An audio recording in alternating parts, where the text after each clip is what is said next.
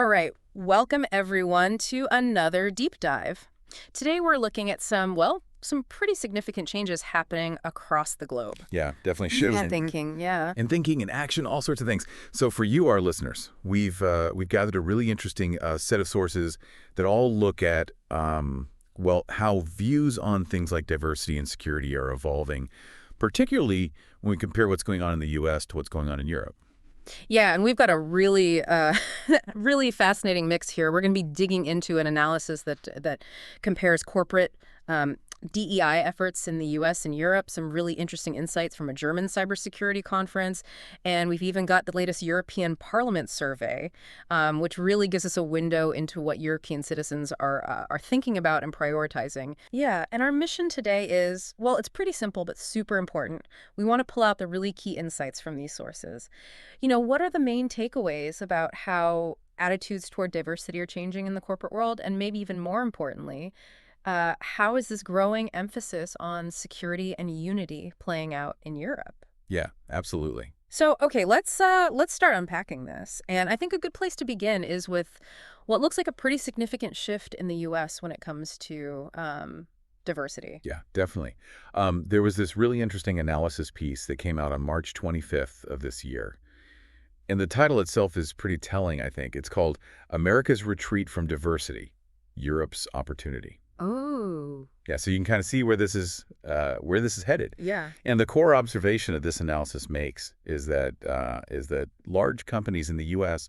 they're becoming a lot more quiet about DEI or diversity, equity, and inclusion. Right. They're just not talking about it as much. Right. And this isn't just anecdotal, right? I mean, the analysis actually backs this up with hard data. Oh, absolutely. A Financial Times analysis of data from FactSet show that over 200 of the biggest American companies have actually cut mentions of DEI-related terms in their recent filings. So, wow, quite a significant shift. Yeah, and it's even more striking when you look at like the top players. The article points out that a full 90% of the top 400 companies in the S&P 500. Wow. That have issued reports since President Trump came back have significantly reduced their public use of DEI language. Really interesting. Like in many cases, they're just not using it at all anymore. Wow. And there's this, they even give an example from J.P. Morgan Chase. Oh, right. Where their COO, Jennifer Piepszak, she actually told her staff that they were changing equity to opportunity and renaming their DEI organization to Diversity, Opportunity, and Inclusion, or DOI. And her reasoning was that, well, the E in DEI was always meant to represent equal opportunity, not equal outcomes. I see. So really a change in emphasis there. Yeah, it really gets you thinking about what's going on. And, the article makes this point that this shift probably isn't happening because companies suddenly don't value diversity anymore internally. Yeah. It's more likely due to external pressures in the political landscape. That's a really key point. The Trump administration, they've really been targeting DEI and framing it as woke corporate culture. So I think a lot of companies, they find themselves kind of caught in the middle here. They don't want to alienate, a potentially large part of their customer base or even attract negative attention from regulators.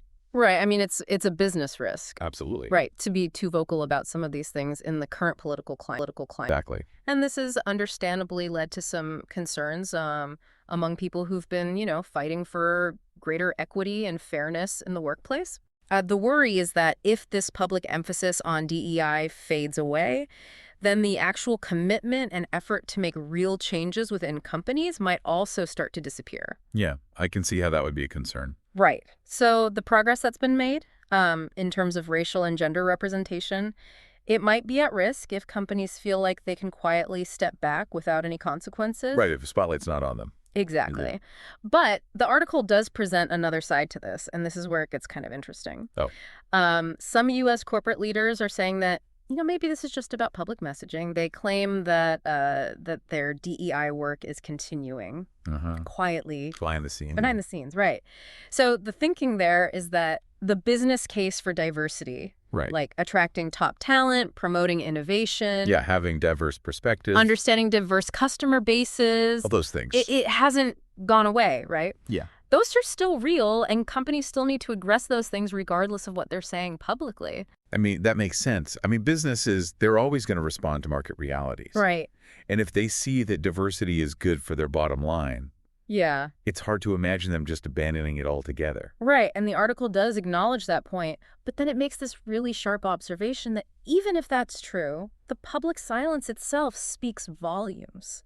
Oh, interesting. Like, it suggests that corporate America as a whole, at least on the surface, Yeah. is not willing to stand up and champion these DEI principles anymore. Yeah. And the article kind of frames that as a win, a victory for those who've successfully, painted diversity as a bad thing. Right, right. So it's a really complex picture It is. in the U.S. And the article goes on to highlight that this shift actually creates a really interesting opportunity for European businesses. Oh, I see. So kind of a flip side to the American retreat. Yeah, because, European firms are operating in a totally different context, Right. Politically, culturally. Totally different. They don't necessarily face the same kinds of pressures or incentives when it comes to DEI. Yeah, and the regulatory landscape in Europe is a huge factor here. Mm-hmm. DEI in Europe, it's baked into the law in many ways. It's not just a nice to have. Right. It's about regulations that promote things like gender balance on boards, pay transparency, making sure governance is inclusive. Right. They're not just, suggestions. They're actual rules that companies have to follow. Yeah. For example, the article mentions these mandatory gender quotas for boards in France and Germany and Norway. Right. And then in the UK, you've got these laws around pay equity. So it's not as simple for a European company to just abandon DEI, right? No, absolutely not. They could face some pretty serious consequences. Yeah, I mean, they could run into regulatory issues, which can lead to penalties. Right. Reputational damage will be another big one. Yeah, given how these issues are viewed in Europe, that could be a huge problem. We could. And they could even lose out competitively if they're seen as out of step with the values of European consumers. Absolutely. And the article points out that there are actually some really tangible benefits, market benefits, I should say, for European companies that fully embrace DEI. Right, especially now. Especially now, yeah. With the U.S. kind of stepping back. Exactly. Younger consumers in Europe, they really care about this stuff. Yeah. They want to support businesses that are demonstrably committed to inclusivity. So if American companies are hesitant or backing away, that creates an opening for European businesses. For sure. They can step right in and potentially gain market share and build stronger loyalty with customers who value those things. And it makes sense for employer branding too, right? Absolutely. I mean, a company known for its commitment to DEI, to fairness and inclusion. Yeah.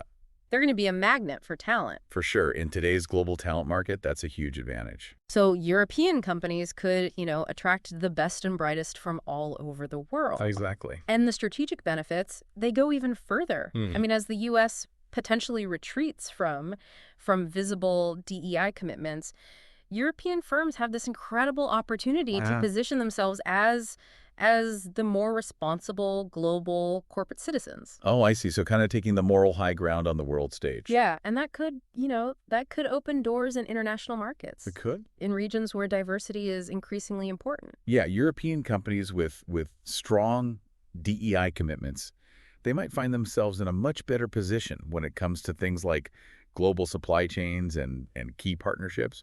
For sure, it could really set them apart, especially if American companies are seen as lagging behind in this area. Right, but the article does offer a word of caution. Okay. It emphasizes that this European embrace of DEI has to be genuine, not just for show. Right?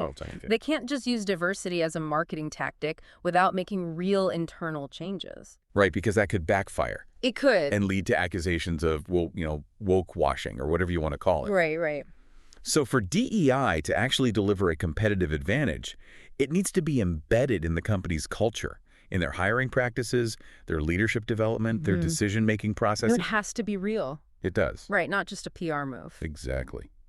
Okay, so it seems like we're seeing this potential divergence on DEI with the U.S. maybe becoming a bit more cautious publicly and Europe having this chance to really really step up and potentially gain a global advantage. Yeah, that's a really interesting takeaway. So let's shift gears a bit and look at our second big theme for today, which is this increasing focus in Europe on security and unity in the face of all these global challenges. Right, and this really comes through loud and clear in the European Parliament's Winter 2025 Eurobarometer survey, Mm. which came out on March 25th. Oh. One of the most striking findings was that a solid majority of EU citizens, 66% to be exact, want the EU to take on a bigger role in protecting them against global crises and security risks. Wow, that's a pretty significant number. It is. And then the survey breaks that down even further, doesn't it? Like by age and nationality. It does, and it's interesting to see that this sentiment is particularly strong amongst younger respondents, Mm. which suggests that this is a concern that's probably going to stay with us for a while. Right, right. There are some variations across countries, though, Okay. like support for a stronger EU role in security. It ranges from a high of 87% in Sweden, Wow. all the way down to 47% in Romania and 44% in Poland. So even though the overall trend is clear, there are some interesting regional nuances. Yeah, definitely. So what else really jumped out at you from the Eurobarometer? Well, another fascinating finding is that 74% of EU citizens believe that their country has benefited from being a member of the EU. Mm. And that's actually the highest level of agreement on this particular question since it was first asked back in 1983. Wow, that's a long time. It is, and in this, kind of turbulent global environment that we're in, the main reason that people gave for this benefit was the EU's role in maintaining peace and security. 35% cited that. So it really highlights how much people are prioritizing those security issues Absolutely. right now. Yeah. And it's not just about the EU's current role, right? There's this real desire for even greater unity and stronger action as they look ahead. That's right. A whopping 89% of EU citizens agree that member states need to act in a more united way Wow. to tackle these global challenges. Mm-hmm. And 76% believe that the EU needs more resources Yeah. if it's going to effectively address these future challenges. So greater cooperation and more resources, that's the message. Well, exactly. And in terms of specific policy areas that citizens want the EU to focus on, to strengthen its position globally, what were the top priorities there? Well, the survey found that the top two were defense and security at 36%, and then competitiveness, the economy, and industry at 32%. Okay. And it's worth noting that while defense and security have been pretty consistent priorities, that focus on competitiveness has actually increased since the last survey, Okay. which, probably reflects the current economic climate and the intense competition happening on the global stage. Makes sense, yeah. Yeah. And what about the European Parliament specifically? Mhm. What do citizens want them to prioritize? So citizens are really concerned about the cost of living. That's their top priority Okay. at 43%. But right behind that at 31% is EU defense and security. So again, those security concerns are front and center. Absolutely. And the Eurobarometer also looked at core values, didn't it? It did. What did they find there? Well, peace remains the most important value that Europeans want the parliament to defend. Okay. At 45%, Yeah. followed by democracy at 32%. And these results have been pretty stable over time, which shows just how deeply ingrained these principles are. Right, they're not changing with the wind. Exactly. Okay. And finally, the Eurobarometer touched on the role of the European Parliament itself. Yes, and we see that 62% of citizens would like to see the parliament playing a more significant role. And that's actually a pretty big jump from the previous year, 6 percentage points. Wow. So it seems like there's this growing recognition of how crucial the parliament is. Yeah, for tackling these big challenges. Absolutely. Okay, so looking at the Eurobarometer as a whole, it seems like European citizens are sending a clear message, right? Yeah. They want more unity, more decisive action from the EU, particularly when it comes to security and defense. Yeah, for sure. All right, so let's bring in our third source now, which zooms in on a very specific but increasingly vital aspect of that broader security picture, cybersecurity. Yes, and we've got some fascinating information here from Germany Okay. about their national conference on IT security research, which was held just last month, Okay. March 17th to the 19th. All right. And the theme of the conference was cybersecurity and democracy. So making that explicit link. Yeah, highlighting how important cybersecurity is Right. for protecting those core democratic values. And the comments from Germany's federal research minister, Sem Özdemir, were really interesting in this regard. Oh, yeah, absolutely.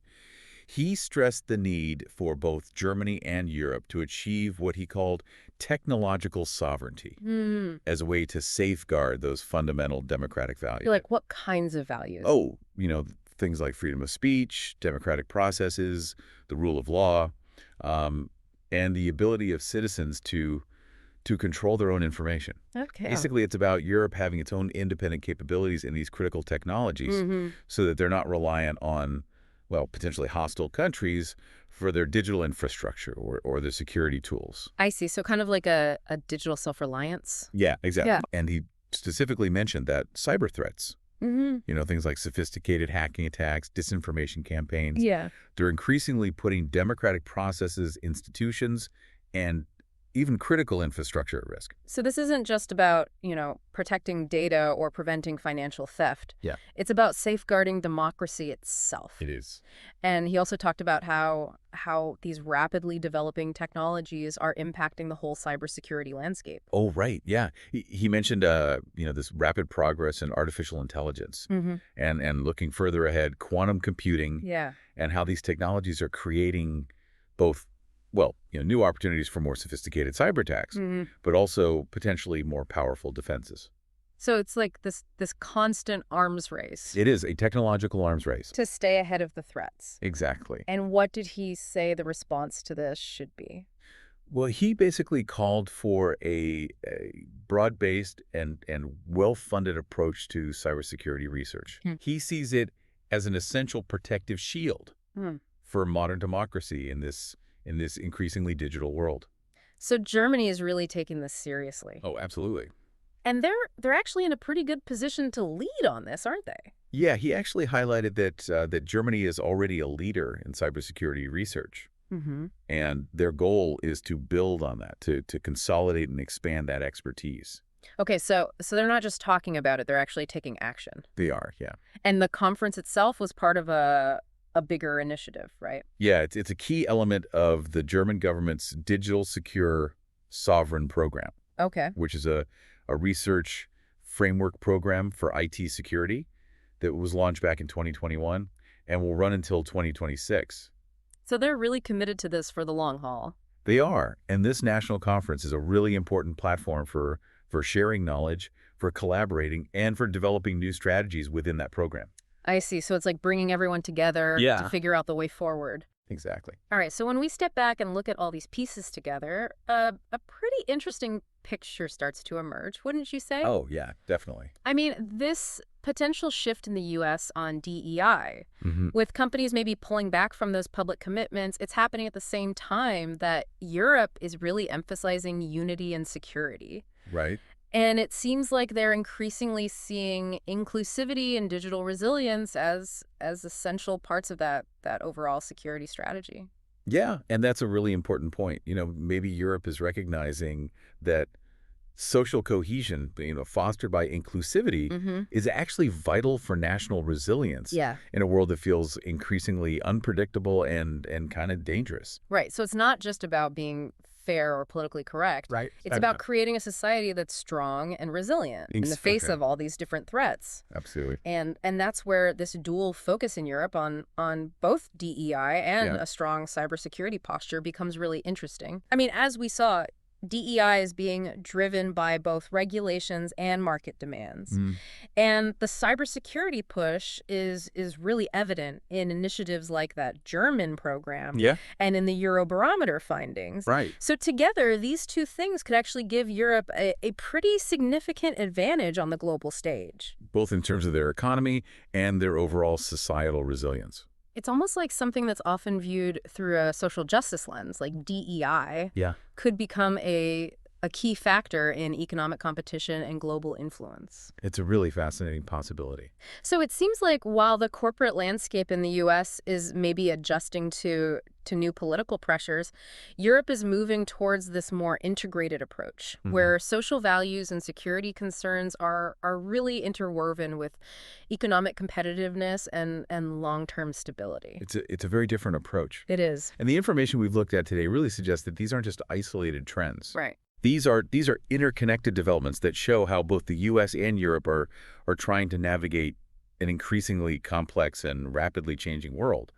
So to quickly recap for our listeners, we've explored this potential divergence between the U.S. and Europe on the public face of DEI in the corporate world. Yeah. At the same time, we've seen how Europe is showing this really strong and growing support for greater EU unity and action, particularly when it comes to security. Yeah. And we've seen how cybersecurity is becoming absolutely critical in safeguarding that security in our digital age. For sure.